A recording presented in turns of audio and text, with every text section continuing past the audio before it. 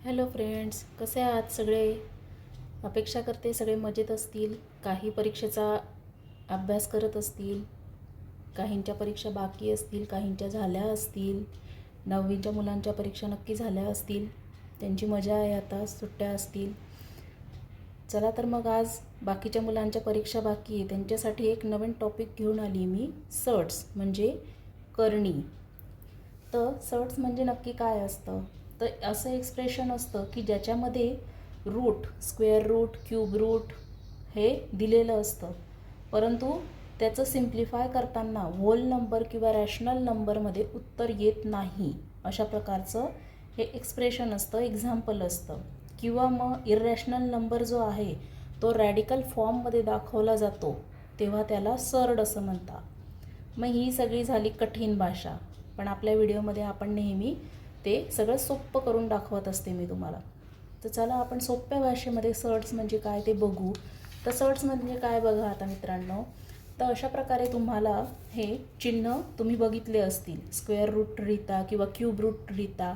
तर अशा प्रकारे हे चिन्ह जे दिलेले असतात, तर अशा ह्या चिन्हांना आपण सर्ड, करणी असं म्हणतो. आणि या स्क्वेअर रूटच्या मध्ये जे काही नंबर्स असतील त्याला सर्ड नंबर किंवा करणी संख्या असं म्हणतो. मग अशा प्रकारचे जे नंबर दिलेले असतात याच्यामध्ये तुम्ही कोणतीही संख्या लिहू शकता, 3 किंवा 20, कोणतीही संख्या तुमच्या मनाप्रमाणे तुम्ही लिहू शकतात. इथं तुम्ही 3, 4 असं कोणत्याही प्रकारचं संख्या तुम्ही इथं लिहू शकतात.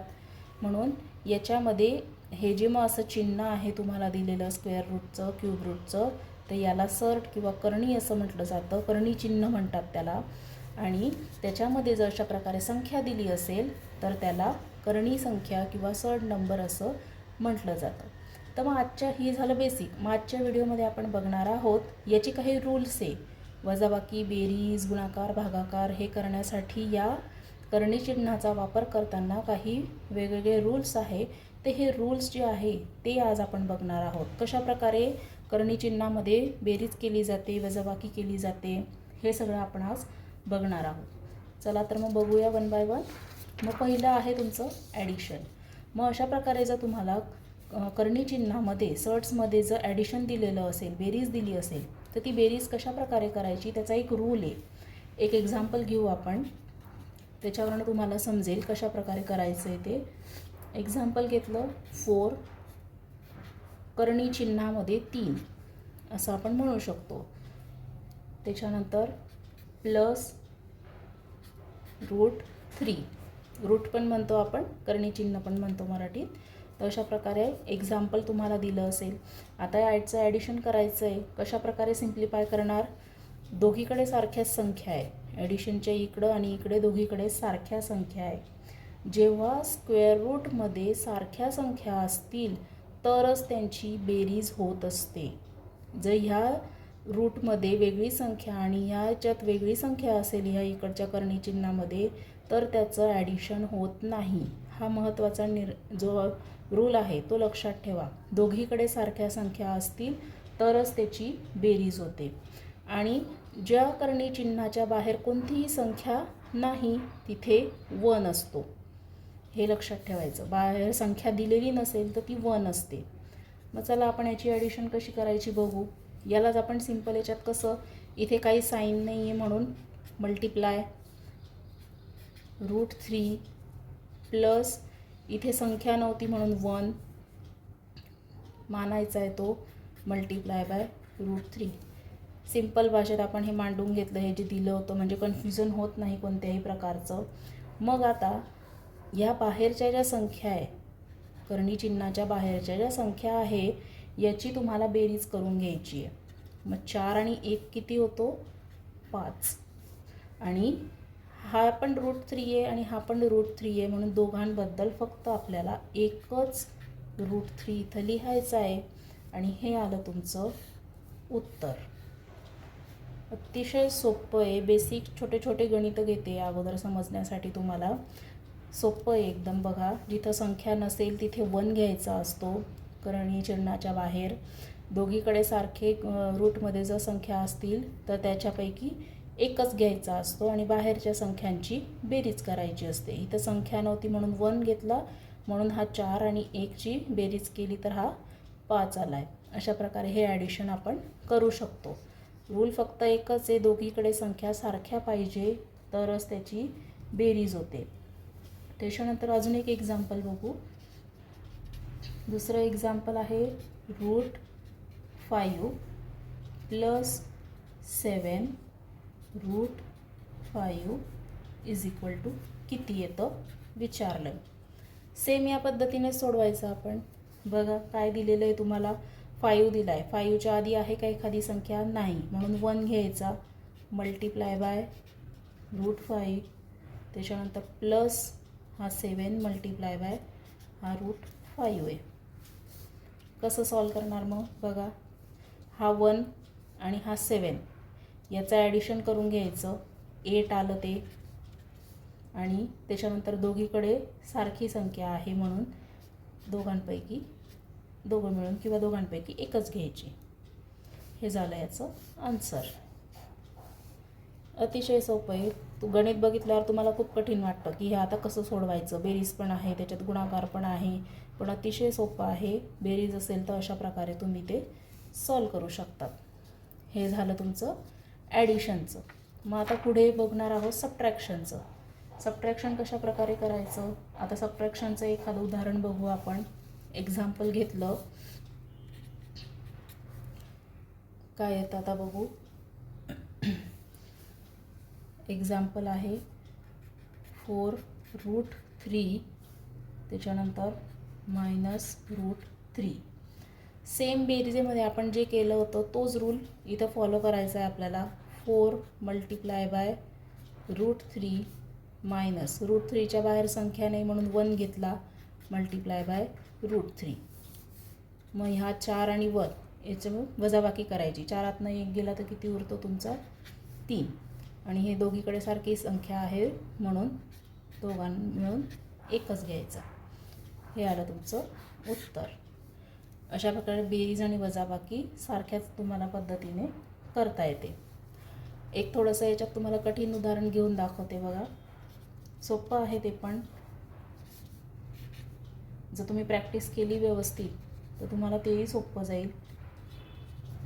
अशा प्रकारे जर तुम्हाला संख्या दिलेली असेल 30² - 10² बरोबर काढायचं आहे तुम्हाला.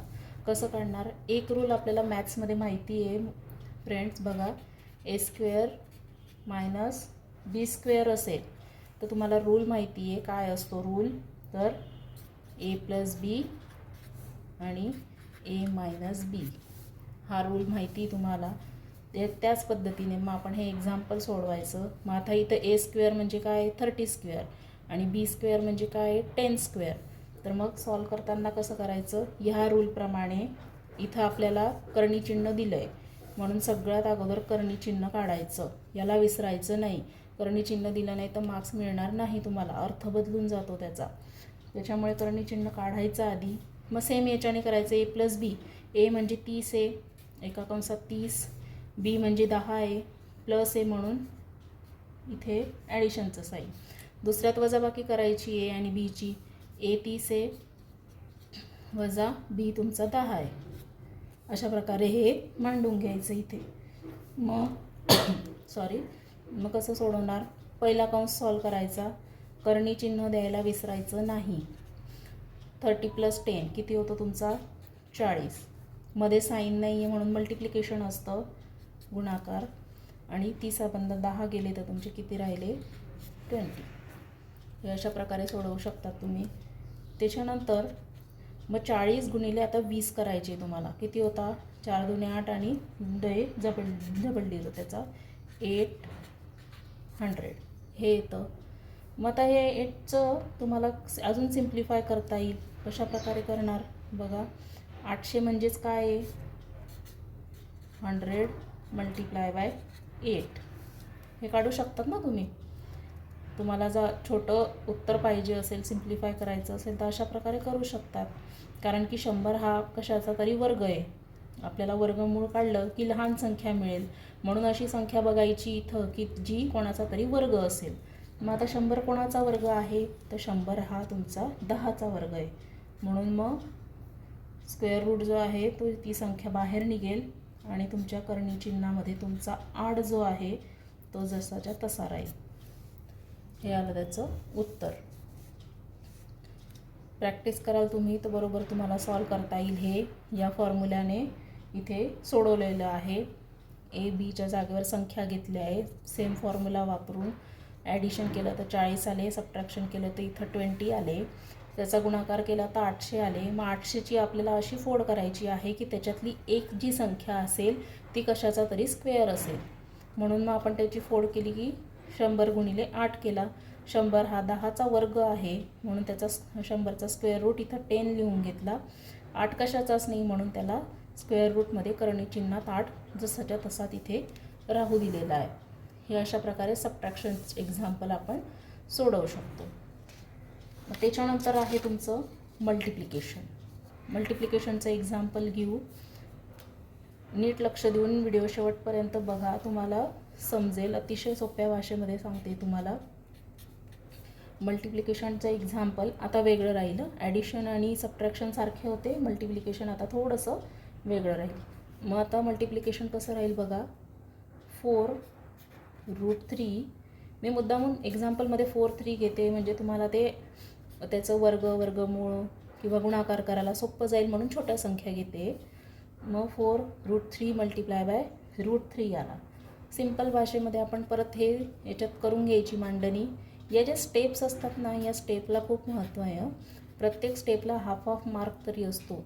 त्याच्यामुळे गणितं कधीही स्टेपने सोडवत जायचे म्हणजे त्या स्टेपला तुम्हाला मार्क मिळत जातात. तुम्ही डायरेक्ट हे लिहिलं, तोंडी कुठेतरी कच्च्या पेजवर उत्तर काढून घेतलं आणि याच्या खाली डायरेक्ट = करून उत्तर लिहिलं, मार्क मिळत नाही. प्रत्येक स्टेपला एक स्टेपला तिथे मार्क असतात. त्याच्यामुळे स्टेप बाय स्टेपच एक्झाम्पल हे नेहमी सॉल्व करायचं असतं. मग आता इथं एक्झाम्पल बघा, आपण सिम्प्लिफाय करून घेतलं. मग आता याच्यामध्ये काय करायचं, हा 4 आणि 1 याचं मल्टिप्लिकेशन करायचं आहे मध्ये मल्टिप्लिकेशनचं साहाय्याने म्हणून. मग 4 × 1 = 4 होतात.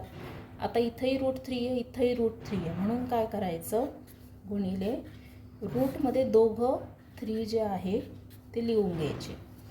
आपण आधी दोघं ॲडिशन सबट्रॅक्शनमध्ये दोघांपैकी एकच कोणता तरी खाली उतरवत होतो, पण आता मल्टिप्लिकेशनमध्ये दोघं आपल्याला लिहून घ्यायचे. तर करणी चिन्हामध्ये 3 × 3 आलं. त्याच्यानंतर 4 गुणिले, मग याचा गुणाकार करून घ्यायचा. 3×3 = 9 होता म्हणून तुमचं रूटमध्ये 9 आलं. मग आता हा 9 जो आहे हा कशाचा स्क्वेअर आहे हे माहिती तुम्हाला. मग कशाचा स्क्वेअर आहे तो 3चा. म्हणून 4 मल्टिप्लाय बाय याला रूटच्या बाहेर काढलं तर 3 होईल. आणि मग याचा गुणाकार तर तुम्हाला येतोच म्हणूनच लहान संख्या घेतली होती. 4×3 = 12. हे आलं याचं उत्तर. अशा प्रकारे मल्टिप्लिकेशन तुम्ही करू शकता. अजून एक एक्झाम्पल बघू मल्टिप्लिकेशनचं, म्हणजे काही डिफिकल्टी असेल तुमच्या सॉल्व होऊन जातील.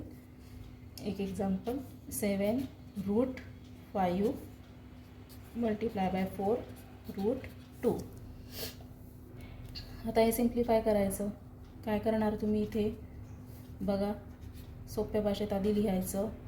7 multiply by √5 multiply by 4 multiply by √2.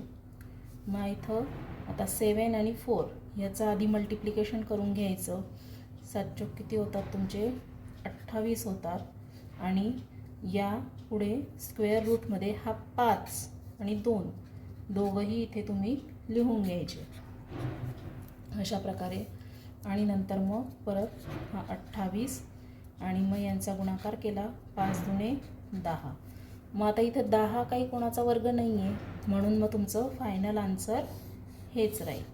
अशा प्रकारे बघा व्यवस्थित. गुणाकाराची पद्धतीही ह्या रूल तुम्हाला सर्ट्समध्ये करणीची याच्यामध्ये फॉलो करावं लागेल.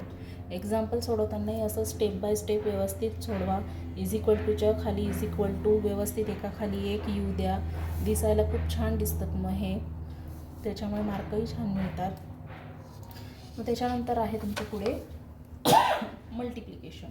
मग मल्टिप्लिकेशनचं एक्झाम्पल आपण बघू आता. मल्टिप्लिकेशन कशा प्रकारे करायचं सर्टचं. मग एक्झाम्पल घेऊ 4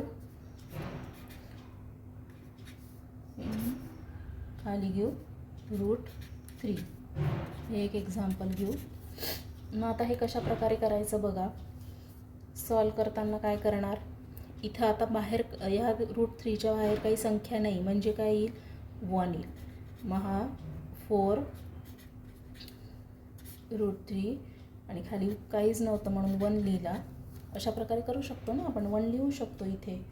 मग आता आपल्याला डिवाईड करायचं आहे. मग ह्या दोघं संख्या सारख्या आहे म्हणून ह्या कॅन्सल होतील. √3 × 1 = √3 म्हणून वरती काय आला 1. मग काय राहतं 4. इथे संख्या काही चिन्ह नव्हतं म्हणजे गुणाकार होता. 4 × 1 खालचा 1 जसाच्या तसा. आणि मग काय येतं उत्तर तुमचं 4 × 1 = 4 1.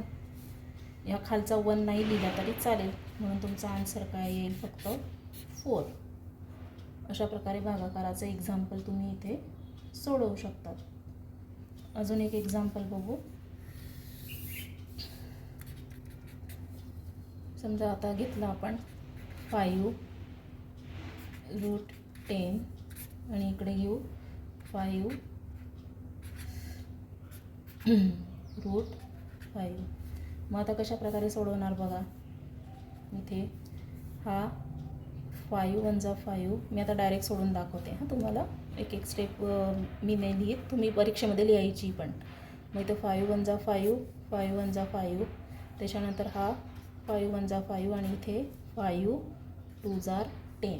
कोणत्या कोणत्या संख्या राहिल्या वरती 1 आणि 2. मध्ये साईन नाही आहे म्हणजे मल्टिप्लिकेशन. 1 × 2 आणि खाली काय आलं हा 1 × हा 1. काय येतं 2 × 1 = 2, 1 × 1 1च येतो. खालचा 1 नाही लिहिला तरी चालेल. आन्सर काय आलं तुमचं 2. अशा प्रकारे तुम्ही डिव्हिजन करू शकतात. अतिशय सोपं आहे डिव्हिजनसुद्धा. जे सारखं सारखं आहे ते कट करत जायचं आणि सॉल्व करायचं एक्झाम्पल. सोपं आहे डिव्हिजनसुद्धा. मग याच्यानंतर आता हे झाले ॲडिशन, सबट्रॅक्शन, डिव्हिजन, मल्टिप्लिकेशनचे तुम्हाला एक्झाम्पल सोडवून दाखवले. मग काही याच्यामध्ये आपल्याला पुस्तकामध्ये हे बेसिक एक्झाम्पल होते. पुस्तकांमध्ये थोडे हार्ड एक्झाम्पल येतात. त्याच्यापैकी 2-3 तुम्हाला सॉल्व करून दाखवते मी कसे एक्झाम्पल्स असतात तुमच्या बुक्समध्ये सुद्धा. तर हे एक एक्झाम्पल घेतलं आहे. आता बघू आपण कशा प्रकारे सॉल्व करता येईल. मग हे एक एक्झाम्पल. मग आधी काय करायचं, अशी संख्या जर दिली असेल ना त्याला थोडं सिम्पल फॉर्ममध्ये करून घ्यायचं. म्हणजे तो अशा 2 संख्यांचा गुणाकार बघायचा की त्याच्यातली एखादी संख्या जी आहे ती कशाचा तरी वर्ग असेल. म्हणजे मग तुमची संख्या जी आहे ती लहान होत जाते आणि सॉल्व करायला तुम्हाला सोपं जातं. मग आता याच्यात बघू 32. मग 32मध्ये अशी कोणती संख्यांचा गुणाकार आहे 32 की ज्याच्यामध्ये एखादा वर्ग असेल.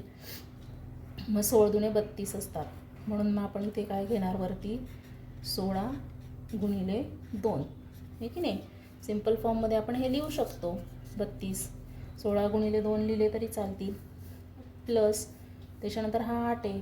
मग 8चं पण आपण असं बघायचं कोणत्या 2 संख्येचा गुणाकार आहे की त्याच्यातली एखादी संख्या वर्ग असेल तर 4 × 8 असतो. म्हणून इथे आपण लिहू शकतो 4 × 2.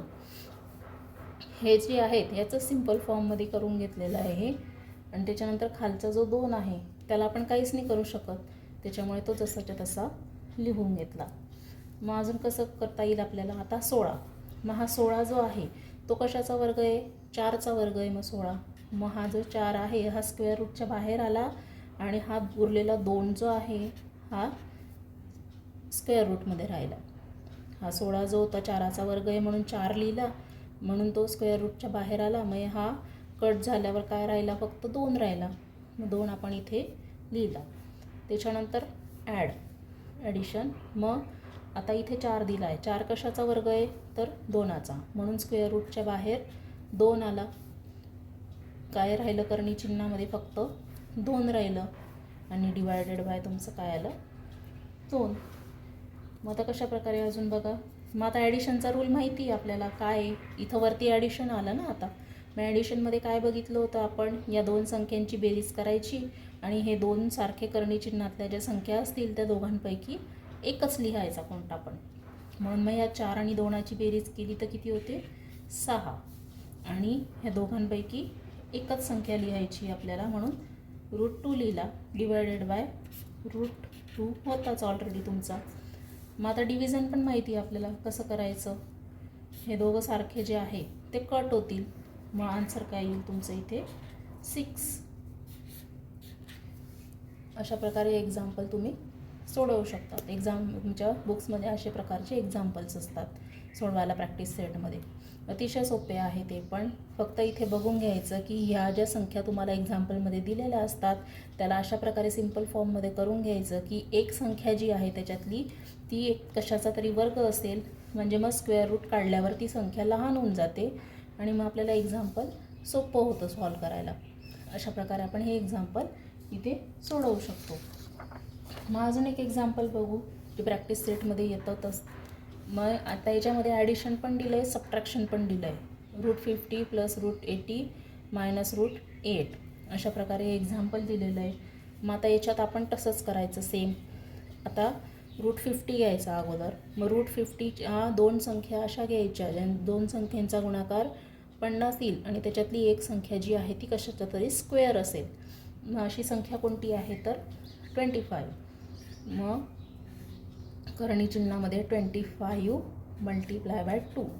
बघा 25 दुने 50 होतात आणि 25 हा 5चा वर्ग आहे, म्हणून अशी एक संख्या बघायची की जी कोणाचा तरी वर्ग असेल असं त्याला मोकळं करून घ्यायचं इथं. त्याच्यानंतर 18 आहे. मग 18चं पण असं बघायच्या 2 संख्या की एक कशाचा तरी वर्ग असेल आणि त्याचा गुणाकार 2 संख्येचा 18 येईल. मग ती कोणती आहे ती संख्या तर 9 × 2. 9 दुने 18 होतात. हे झालं इथपर्यंत. त्याच्यानंतर 8चं आपण बघितलं होतं, 4 दुने 8 आपण केलं होतं मागच्या एक्झाम्पलमध्ये. तसंच आपल्याला करता येईल इथे 4 दुने 8. मग सेम त्याच पद्धतीने आता सिम्प्लिफाय करून घ्यायचं. बघा 5 हा कशाचा वर्ग आहे, 25 हा 5चा वर्ग आहे, म्हणून 5 जो आहे हा स्क्वेअर रूटच्या बाहेर येईल आणि तुमचं करणी चिन्हात काय राहील 2 राहील. मग ॲडिशन 9 हा 3चा स्क्वेअर आहे, म्हणून 3 हा बाहेर येईल स्क्वेअर रूटमध्ये, इथं तुमचा 2 राहील. नंतर -4 कशाचा वर्ग आहे 2चा, म्हणून 2 बाहेर करणी चिन्हामध्ये 2. अशा पद्धतीने सिम्प्लिफाय होतं आहे. आणि मग आधी याचं ॲडिशन करून घ्यायचं. आधी ॲडिशन करायचं, याचं जे आन्सर येईल ते याच्यासोबत मायनस करायचं. मग ॲडिशन माहिती तुम्हाला, आता दोघीकडे सारखी संख्या आहे म्हणून ती संख्या जशीच तशी लिहायची आणि 5 आणि 3चं बेरीज करून घ्यायची. 5, 6, 7, 8 हे आलं इथं आन्सर. आणि हे इकडचं -2 करणी चिन्हामध्ये इथे 2. मग ह्याची वजाबाकी करायची. सेम आता वजाबाकी कशी करणार, दोघांपैकी एकच 2 लिहायचा. 8तून 2 गेले तुमचे तर किती उरता इथे 6. हे आलं तुमचं आन्सर. दिसताना कठीण वाटतं हे, पण जेव्हा तुम्ही सॉल्व करतात तर अतिशय सोपं असतं ते. फक्त तुम्हाला ॲडिशन सबट्रॅक्शन यांचे नियम जे आहे ते लक्षात राहायला पाहिजे, तर अतिशय सोपं आहे सोडवायला. बघा व्हिडिओ थोडासा मोठा होत आहे फ्रेंड्स, पण तुम्हाला अतिशय सोप्या भाषेमध्ये एक गणितं सोडवून दाखवते मी, जे तुम्ही कधीही विसरणार नाही अशा पद्धतीने. त्याच्यामुळे व्हिडिओ हा व्यवस्थित शेवटपर्यंत बघा. फक्त आता हे एक शेवटचं गणित राहिलं आहे तेवढं बघू. तर शेवटच्या गणितामध्ये आता काय आहे बघा, डिव्हिजन दिलेलं आहे. कशा प्रकारे करणार, सेम पद्धतीने करायचं. 27साठी 2 अशा संख्या बघायच्या आहे आता तुम्हाला, ज्याचा गुणाकार 27 येईल आणि एक संख्या स्क्वेअर येईल. मग 9 त्रिक 27. आता तुम्हाला पटापट सोडवता यायला पाहिजे, सगळे नियम सांगितले. मग 12 कोणत्या 2 संख्येचा गुणाकार येईल तर 4 त्रिक 12. 4 हा स्क्वेअर आहे, 9 हा पण स्क्वेअर आहे. Divided by 75. 75मध्ये पण अशी कोणतीच आता 2 संख्या आहेत तर 25 × 3. 25 त्रिक 75 होतात. मग 25, 4 हे स्क्वेअर आहेत म्हणून ते घेतले आहेत संख्या. मग कसं करता येईल आता, हा 9 कशाचा आहे स्क्वेअर 3चा, आणि 3 म्हणून 3 बाहेर काढला, स्क्वेअर रूटमध्ये हा 3 राहिला. मायनस इथं 2चा स्क्वेअर आहे 4 आणि करणी चिन्हात 3 जसाच्या तसा.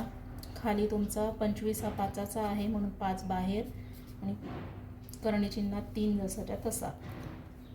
त्याच्यानंतर यांची वजाबाकी करून घ्यायची वरती. बघा दोघांपैकी एकच हा करणी चिन्हात 3 लिहायचा. 3तनं 2 गेले तर किती उरतात तुमचे 1. नाही लिहिले तरी चालतील, लिहिले तरी चालेल. मग तो 1 आणि डिवायडेड बाय काय येईल तुमचं इथे 5√3. मग आता इथंही √3 आहे, इथंही √3 आहे, म्हणून काय होईल हे दोघं कट होतील आणि मग तुमच्या ह्याच्यात काय राहील फक्त 1/5. अशा प्रकारे हे तुम्ही एक्झाम्पल तुमच्या प्रॅक्टिस सेटमध्ये सॉल्व करू शकता. बघा अतिशय सोपं आहे. करणी सर्ट्स जे आहे अतिशय सोपे आहे. नाव कठीण वाटतं पण एक्झाम्पल अतिशय सोपे आहे. त्याच्यामुळे सगळे रूल्स लक्षात ठेवा आणि एक्झाम्पल अगदी शांततेत सोडवा, तुम्हाला नक्की मार्क्स मिळतील. चला तर मग व्हिडिओ आवडला असेल तर लाईक करा, शेअर करा आणि सबस्क्राईब करा. थँक्यू.